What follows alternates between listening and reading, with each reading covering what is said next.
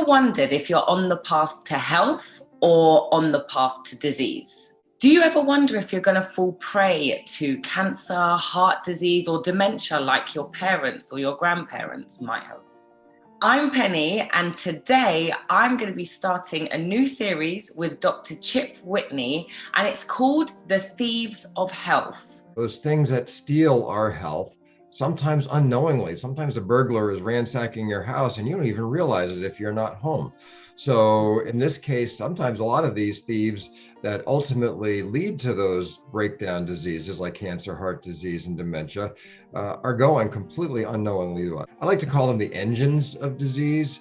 The car analogy, where the engine is silently running, moving, and eventually causes the body to break down. Sometimes these medical topics are really hard to understand. So in very simplistic, easy to understand terms, I want to understand kind of the mysterious concept of toxicity. So people a lot of time have heard about toxins or toxicity or detoxification, and it sounds like a very confusing topic that you don't hear a lot about in kind of mainstream health type talk. But I'm telling you, it is really one of the more important ones that we really should address, and is really not that difficult with some basic steps of what people can walk away with. And what I mean by toxicities is dirty air, dirty water, dirty food.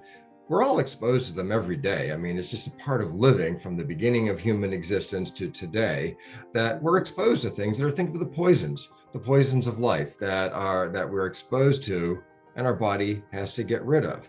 So the pollution in the air, the pesticides in the food that we eat, the impurities in the water that we drink, and just normal metabolism. I mean, everyday creation of energy and the activities that we do, there's byproduct, there's pollution. Just like even in a very clean vehicle, there's typically some pollution that's emitted, and we have to be able to process that pollution that just normal everyday metabolism creates. Our body's doing this all the time. Because we don't see the effect or feel the effect, it's not something that we're aware that our body's actually working on.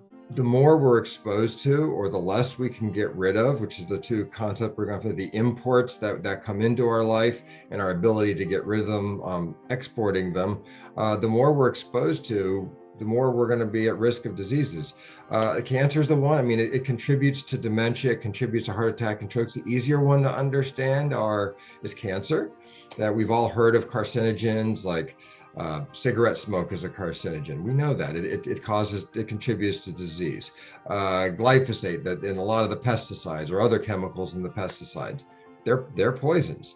Other things that we're exposed to, radon, we know that there's specific poisons, but there's lots of them out there that are go unnamed or we've heard of over the course of time. I remember back when I was growing up, saccharin and sweeteners was thought to be, but then there was like the debate, is that a carcinogen, is it not? Well, the answer, it is. It may not be as potent of one as some of the others are, but we have to get rid of these things because over the course of time, they hammer on the arteries, they hammer on the brain, they hammer on the organs, and over the course of time can cause breakdown. So the more effective, the more we can reduce our exposures and the more we can get rid of them when we are inevitably exposed to them, the less risk we have of disease. And quite frankly, I think it's a big part of healthy aging. I mean, I think that the people who age more slowly are the ones who are either processing the poisons of life better, or they're lessening their exposure to them. Sometimes we feel powerless when it's something as big as an issue like pollution or water. You know, we can feel like there's not much we can do, but what can we do to be a bit more conscious about trying? Yeah, well, like I said, dirty air, dirty water, dirty food, if you can avoid those. I mean, dirty air, obviously, depending on where you live, you're going to be much less at risk of pollution if you're out in the middle of Wyoming than if you are in the Philadelphia area where I am right now. Air purifiers, especially if people are prone to allergies, air purifiers are great to help clean your air. Clean water. I mean, water is the best liquid to be drinking, and clean water is, particularly depending on where you live, is really important. It's really easy. You don't have to get a fancy system for your house that can be expensive, just a simple pitcher of filtered water that you can drink in your house is good. I caution people on the plastics. So if like the water bottles, that you got to be a little cautious on that. So I always encourage people, if your water bottle's been baking in the sun, I wouldn't drink that water. I guess that's got the plastic is going to leach into the water that you drink. In general, you're better off having one of those water containers that are more metal based, and that you can carry it around in that keep your water cold, and it keeps the plastic from getting in there. So just minimizing your exposure with filtered water. And then food. I mean, I tell people the one of the best investments they can make in their health is organic foods, because it's really kind of sad how much our food is contaminated with pesticides these days. And it's the way they keep it preserved, and they keep the bugs from eating it. And unfortunately, those pesticides in the food that's not organic is potentially dangerous in the long haul. So as people are able, really investing some of your health dollars into organic foods can really be a big return on that investment over the long haul, especially if you're prone to things like the dementia. They can play into dementia. If you're prone to a family history of cancer, it really might be a really good investment for you. There is actually, you can see online, you can get lists of them, but the dirty dozen foods, or there's lists of foods that have the most pesticides on them. And a lot of them, it's just common sense. Like, it's the sweeter they are and the thinner skins they are, the more the bugs like them, the more pesticides are going to put on. So some of the worst ones are the berries, the raspberries, the strawberries, the blueberries, because they're wonderfully sweet.